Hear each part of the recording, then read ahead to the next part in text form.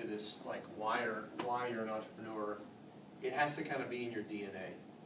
How many of you know family members or friends that have businesses? Let's try that. Okay, most of you. Yep. Okay, there you go. So it's the small business culture makes this country run.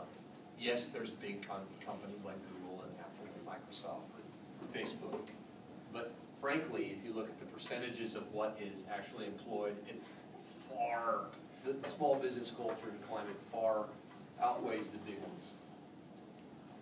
So what that means is that it's probably likely in some other capacity that as you grow up, whether you get married or whether you have in-laws or you have brother, sister, whatever, they're going to have small business. They're going to be involved in a small business or be an owner or helping run a business. So I think what you just want to do is make sure you're equipped to do those things. Honestly, guys, when I did mine, I can't say that I was that equipped. I was probably more, I thought it was a great idea. I thought it was awesome. I had a more romanticized view of entrepreneurship, and I just literally graduated from college and just said, all right, we're going to keep doing this.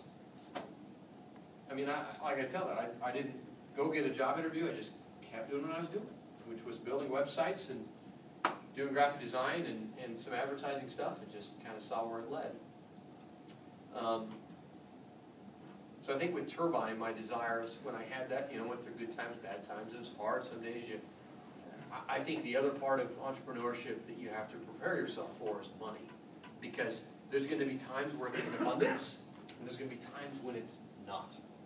And when it's not, then you are having to make very, very tough decisions. Okay, I'm curious, let me take a straw poll. How many of your parents in terms of your mom, how many of you have your mom runs the finances of the home? That's what I'm trying to say. Okay?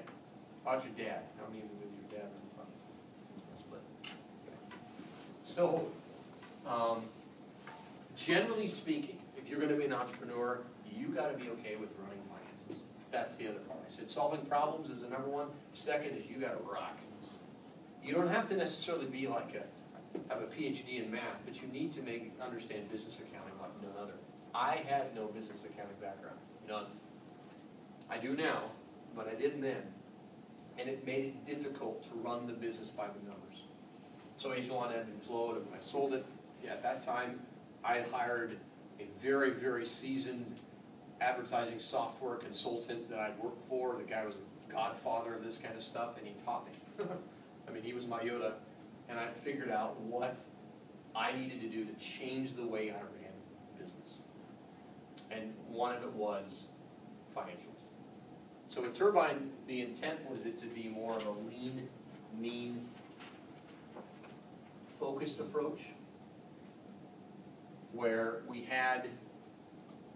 weren't trying to be everything to everybody. I hate the word advertising agency. It drives me nuts. Because that's not, we clearly have disciplines in marketing communication, we have disciplines in branding, and disciplines in web technology and development and video and whatnot. But the bottom line, this is really our core service set. Anything related to mobile. Mobile tablet apps, mobile sites, tablet sites, anything related to solving that problem, we do that. Social. The whole social media, everything and anything, it doesn't matter what ecosystem you're in, whether it's Twitter, whether it's Facebook, Pinterest, it doesn't matter. Foursquare, some of them suck, some of them are good now. You still have to reconcile that as a business. Every business has to decide, what the hell do I do with this? We help make those decisions. Like I tell people, we're more like a personal trainer, like a coach. Like we whip our clients into shape. We help teach them the things they need to do and the stuff they shouldn't do. We don't want them to waste money. That's a little bit different in our industry. Everybody versus trying to get them to spend all their money. Web, we clearly continue to be a institution in web development. I've done over 1,000 websites. Everything from gigantic, high-level corporate sites to, Fortune 1000 sites to down to little mom and pop ones. So we really consider and understand best practices there. Video production, we've really gotten heavily into that. Been doing everything related to video, consumable video, YouTube videos, content, big events, whatever. And the results, We really, really, really are passionate about measuring every freaking thing we do. And that transparency has not always been of value in marketing and advertising. I lay everything on the table. So I say, all right, we're going to do a video, we're going to do a press release and a newsletter and some social media posts and Twitter and some stuff over Pinterest, and we're going to squish it all together in one nice tiny, ball, I guess, and then just spit it out into, this is all the relationships of each of those layers and what's happening. And it's fun, because now the client's like, hey, now I understand what this stuff is doing. So, in some ways, Turbine's similar to my old company, but we really try to keep it very tight, very focused. We've been around for 3 years. I would say this, and I was going to suggest, as you guys are interested in learning, we have a pretty good blog that we do. It's just digitalfiber.wordpress.com. We're always posting all kinds of information and content about this. Our Twitter handle, this is Turbine. I post stuff all the time of these articles and so forth, if that's of interest to you for entrepreneurship and marketing.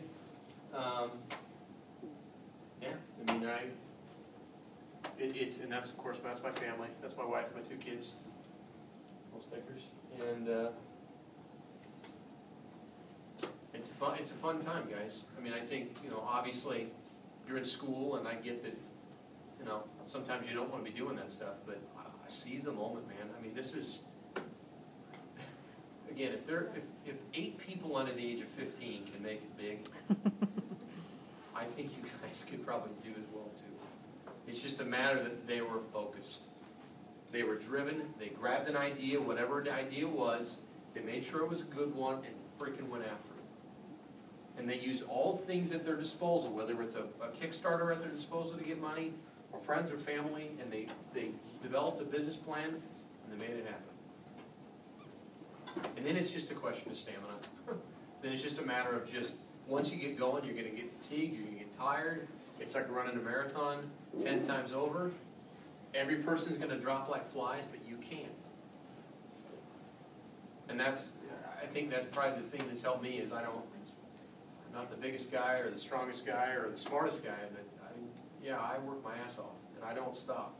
I don't stop. I've had multiple days where I worked 30 hours in a row. Not saying you should do that. That's not a good idea. So maybe you got to do it. And that's the difference between entrepreneurs. Cool. When he does post on Facebook that he's still up at 2 o'clock in the morning, though, this coach lets him know that that's a burnout. No, can't do it all the time.